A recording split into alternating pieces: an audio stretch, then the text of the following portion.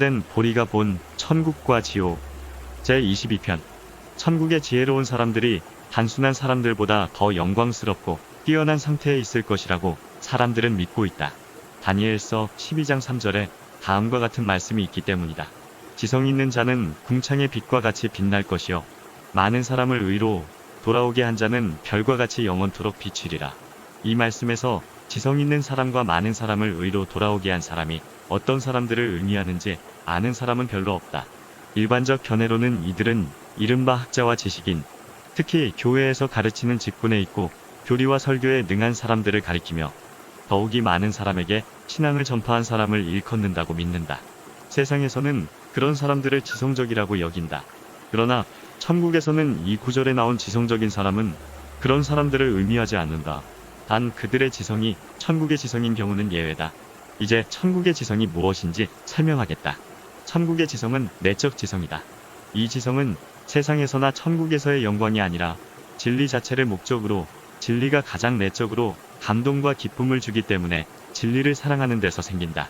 진리 자체에 감동하고 기뻐하는 사람들은 천국의 빛에 감동하고 기뻐한다. 그런 사람은 또한 신적 진리에, 실로 주님 자체에 감동하고 기뻐한다. 천국의 빛은 신적 진리이며 천국에서 신적 진리는 주님이시기 때문이다. 이 빛은 오직 사람 마음의 내면으로만 들어간다. 마음의 내면은 이 빛을 받기 위해 형성되었고 그 빛이 들어오면 감동하고 기쁨을 느끼도록 되어 있는 것이다. 천국에서 유입되고 받아들여지는 것에는 모두 기쁘고 즐거운 것이 내포되어 있기 때문이다. 여기서 진리에 대한 참된 애정, 곧 진리를 목적으로 진리를 구하는 마음이 생긴다. 이 애정 안에 있는 사람, 즉 이 사랑 안에 있는 사람은 천국적 지성 안에 있으며 천국에서 창공의 빛같이 빛난다. 그들이 그렇게 빛나는 것은 천국 어디서든 빛을 내는 것은 신적 진리이기 때문이다. 또 천국의 창공은 상응에 의해 천사에게나 사람에게나 천국의 빛 안에 있는 지적 기능을 의미한다. 그러나 세상 명예나 천국에서의 영광을 위해 진리를 사랑한 사람들은 천국에서 빛을 낼 수 없다. 그들은 천국 빛에 의해 감동하지 않고 세상의 빛에 의해 감동하고 기뻐하기 때문이다. 천국 빛이 없는 세상 빛은 천국에서는 짙은 어둠일 뿐이다. 자기의 영광이 그들이 추구하는 목적이다. 자기의 영광만을 지배할 때 사람은 자기 자신을 최고로 중시하며 자기의 영광에 도움이 되는 진리는 단지 목적을 위한 수단과 도구로 여긴다. 사람이 자기의 영광을 목적으로 신적 진리를 사랑하면 그 진리 속에서 주님을 바라보지 않고 자기를 바라보기 때문이다. 그렇게 함으로써 사람은 그의 사고력과 신앙에 속한 시각을 천국에서 세상으로, 주님에서 자기에게로 돌린다. 따라서 이런 사람들은 천국의 빛이 아니라 세상의 빛 안에 있는 것이다. 그들은 외적 형상으로는, 즉 사람들 눈에는 천국의 빛 안에 있는 사람들과 다름없이 지성적이고 배운 사람으로 보인다. 이들의 동기가 자기 사랑이고 천국적 애정을 가장하는데 능숙함으로 말하는 것이 후자와 비슷하고 때로는 겉으로 보기에 더 지혜로워 보이기 때문이다. 그러나 천사들 눈에 보이는 그들의 내적 형상은 완전히 다르다. 이상의 내용으로 볼 때 창공의 빛처럼 천국에서 빛날 지성적인 사람들이 어떤 사람들인지 어느 정도 알 수 있을 것이다. 이제 누가 많은 사람을 의로 돌아오게 한 별같이 빛날 사람들인지 설명하겠다. 많은 사람을 의로 돌아오게 한 사람들은 지혜로운 사람들을 의미한다. 천국에서는 선에 거하는 사람을 지혜롭다고 한다. 사람은 신적 진리를 직접 생활에 옮길 때 선함에 거하게 된다. 신적 진리는 생활에 옮겨지는 즉시 선이 되는 것이다. 그때 진리는 의지와 사랑에 속하게 되며 의지와 사랑의 차원에 속하는 것은 무엇이든지 선이라고 하기 때문이다. 그래서 이런 사람들을 지혜롭다고 한다. 지혜는 삶의 차원에 속하기 때문이다. 이와 달리 신적 진리를 직접 생활에 옮기지 않고 우선 기억 속에 저장했다가 나중에 꺼내어 적용하는 사람은 지성적이라고 한다. 가장 내적 천국이자 3층 천인 주의 천적 나라 사람들을 의인이라고 한다. 그들은 어떤 의로움도 자기에게 돌리지 않고 모두 주께 돌리기 때문이다. 천국에서 주의, 의인은 주께로부터 나오는 선함이다. 그래서 의롭게 하는 자는 이 사람들을 의미하는 것이다. 또한 주께서 의로운 자들은 내 아버지의 나라에서 해같이 빛나리라고 마태복음 13장 43절에서 하신 말씀도 이 사람들을 가리키신 것이다. 이들이 해같이 빛나는 이유는 이들이 주님으로 말미암아 주님 사랑 안에 거하며 그 사랑이 해로 상징되기 때문이다. 이런 사람들의 빛은 불타는 듯하고 그들이 하는 생각들도 불꽃 같은 것에 쌓여 있다. 이는 그들이 사랑에서 비롯된 선을 천국의 해이신 주님으로부터 직접 받기 때문이다. 이 세상에서 지성과 지혜를 얻은 사람은 모두 천국에 받아들여져 각자가 획득한 지성과 지혜의 성질과 정도에 맞는 천사가 된다. 사람이 이 세상에서 획득한 것은 무엇이든 그대로 남고 죽은 뒤까지 지니고 가기 때문이다.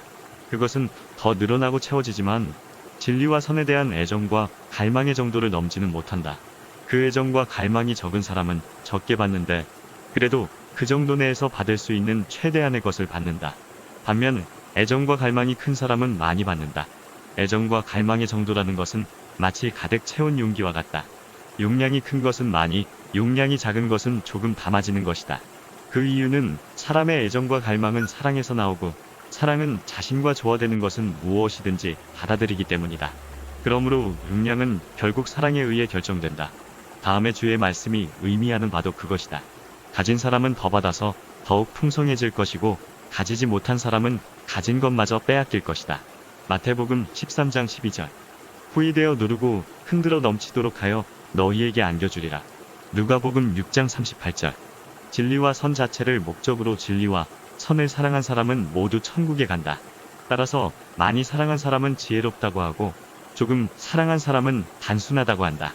천국의 지혜로운 사람은 더 많은 빛 안에, 단순한 사람은 더 적은 빛 안에 모두 자기가 선과 진리를 사랑하는 정도에 따라 빛 안에 있다. 진리와 선 자체를 목적으로 진리와 선을 사랑한다는 것은 진리와 선을 의도하고 실천한다는 뜻이다. 뜻하고 행하는 사람은 그것을 사랑하는 것이고 반면 뜻하지도 행하지도 않는 사람은 그것을 사랑하는 것이 아니기 때문이다. 진리와 선을 의도하고 실천하는 사람은 주님을 사랑하고 주께 사랑을 받는다.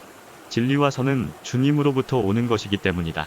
그리고 선과 진리가 주님으로부터 오는 것인 만큼 주님은 그 선과 진리 안에 계시며 또한 선과 진리를 의도하고 실천함으로써 자기 삶 속에 받아들이는 사람 안에 계신다. 나아가서 사람은 그 자체로 보면 그의 선과 진리 외에 아무것도 아니다. 선은 그의 의지에, 진리는 그의 사고력에 속하며 사람이 어떠한가는 그의 의지와 사고가 어떠한가와 같기 때문이다. 그러므로 사람의 의지가 선으로 형성되고 그의 사고력이 진리로 구성되는 정도만큼 그는 주께 사랑받는다는 것이 확실해진다. 또한 주께 사랑받는 것은 주를 사랑하는 것이다. 사랑이란 서로 상호적인 것이기 때문이다. 주의 사랑을 받는 사람에게 사랑하는 능력을 주시는 것이다. 이 세상에서는 교회의 가르침이나 말씀에 대한 것이든 학문적인 것이든 지식이 많은 사람들이 진리를 남보다 더 내적으로 예리하게 인식하고 따라서 남보다 더 지성 있고 지혜롭다고 믿고 있고 그들도 스스로 그렇게 여긴다. 그러면 진정한 지성과 기회가 무엇이고 피상적 허위 지성과 지혜가 무엇인지 알아보자. 진정한 지성과 지혜는 진리와 신을 보고 직관하는 것이고 그것을 토대로 허위와 거짓을 보고 직관하는 것이며 양쪽을 명확히 분별하는 것이고 이때 직감과 내적 지각 능력으로 그렇게 하는 것이다. 모든 사람에게는 내적인 기능들과 외적인 기능들이 있다. 내적 기능은 속사람, 즉 영적 사람에 속한 것이고 외적 기능은 겉사람, 즉 자연적 사람에 속한 것이다. 사람은 그 내면이 형성되고 외면과 하나가 되는 정도만큼 보고 직관한다. 사람의 내면은 천국에서만 형성되고 외면은 이 세상에서 형성된다. 내면이 천국에서 형성되면 그 안에 있는 모든 것은 이 세상에서 생긴 외면으로 유입되어 외면이 내면에 상응하도록, 즉 내면과 하나로 움직이도록 외면을 조성한다. 그렇게 되면 사람은 내적 차원에서 보고 직관한다. 내면은 오직 한 가지 방법으로만 형성된다. 즉 사람이 신과 천국을 하나로 바라봄으로써만 형성된다.